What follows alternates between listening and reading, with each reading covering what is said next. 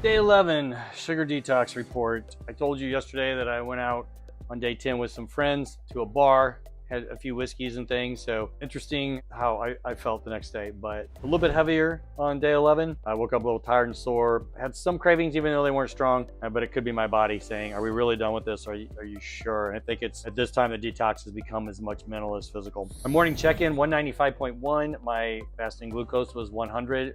Again, 100 is considered pre-diabetic, 99 is considered not. Take those numbers for what it's worth, but it's trending in the right direction. Sleep readiness was 76 and sleep quality was 79. That elevated. I think I was tired. Woke up this morning at a level 6 out of 10. A little bit tired, but I felt a little scattered and low key. Again, that could be from the day 10 fun times. I had a solid breakfast. It was the 3 eggs over easy with cheese. I actually sliced up some of the filet mignon from the other night and cooked it in butter. And so that was pretty good. Afternoon check-in, 102. Still hanging not exactly where I want it, but again, we're only on day 11 and I've been doing this for years. So for lunch, I had a spinach salad with salmon, avocado, peppers, goat cheese, mixed berries, pumpkin seeds.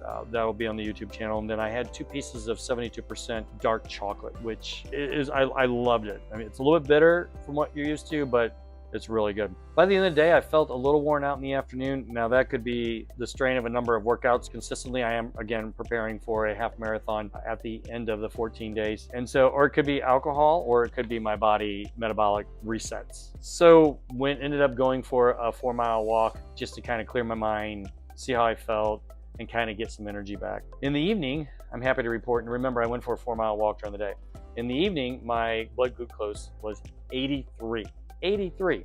I was so excited to see that. That kind of gives me some, verification, validation, whatever you want to call it, of what this is about, is to watch that glucose numbers. And remember, we are focused on the glucose number to get you metabolically flexible so that you can have moments of weakness where you want something, you can eat it, but then you go back to being healthy again or eating in a new manner. For the evening, I had spaghetti squash with meatballs and marinara and Parmesan. It was really good.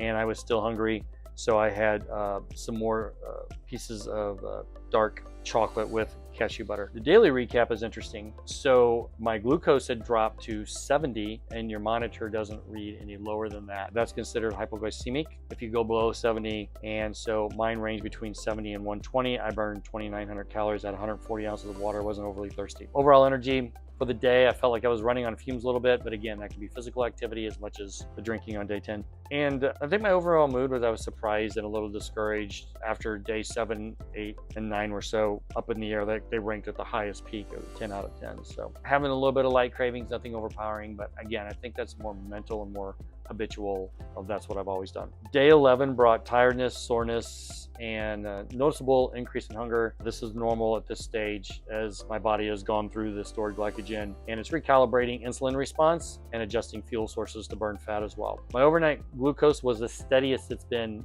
since starting this, and I did put on the monitor 2 weeks before to get a baseline, which you can see in previous videos. It was mostly around 94, which I was very, very happy with. So that shows real metabolic adaptation to what I'm doing. Energy isn't quite there yet, so I'm in what I call a gap phase. That's where the L-glutamine comes in, the supplements that we recommend during this time. But even with the fatigue, the overnight glucose is a major indicator that my metabolic flexibility is coming back. So very excited about to see what day 12, 13, and 14 bring as we bring this to a close. But again, that's day 11 sugar detox report, and I'll see you for day 12.